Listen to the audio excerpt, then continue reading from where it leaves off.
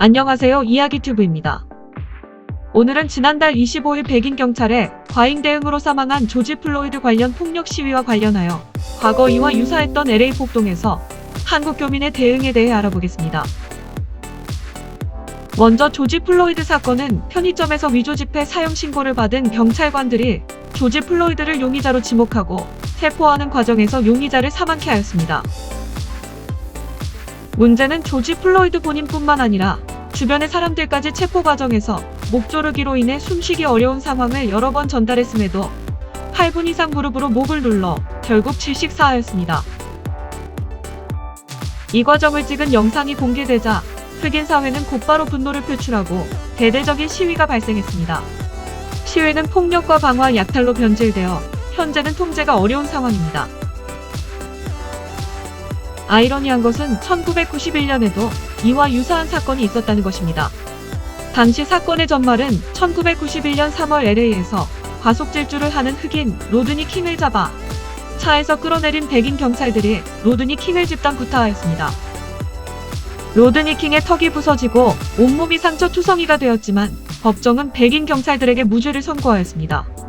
이에 흑인들은 격한 시위를 하였는데 점점 폭동으로 변질이 되었습니다.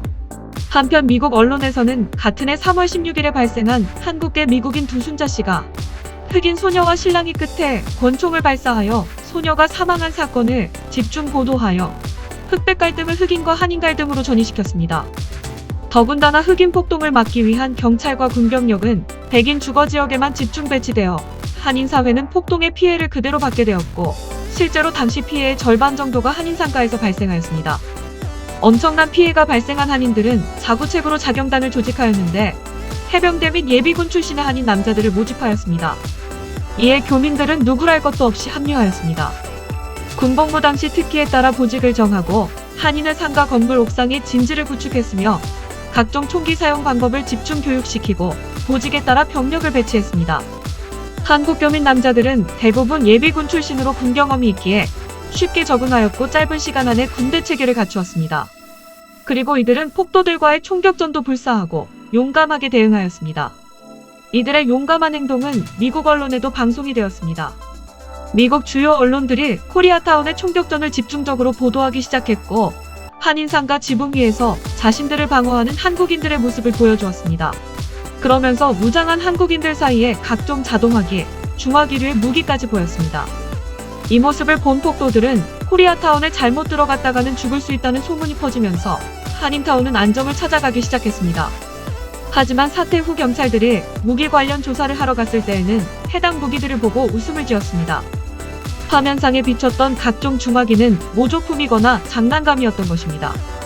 결국 경찰과 군대의 추가 투입과 폭력 시위 진압으로 마무리가 되었지만 당시 한국인들은 자신들의 생명과 안전을 지키기 위해 스스로 무장을 하고 중무장한 모습을 보여 상대가 스스로 물러나게 하는 기지를 발휘하였습니다. 지금 발생하고 있는 조지 플로이드 관련 폭력 시위에서도 한인 가게들의 피해가 발생하고 있고 교민들은 자신들의 생명과 재산을 지키기 위해 다시 건물의 지붕 위로 모이고 있습니다. 아무쪼록 큰 피해 없이 이 시기를 무사히 보내길 기원합니다.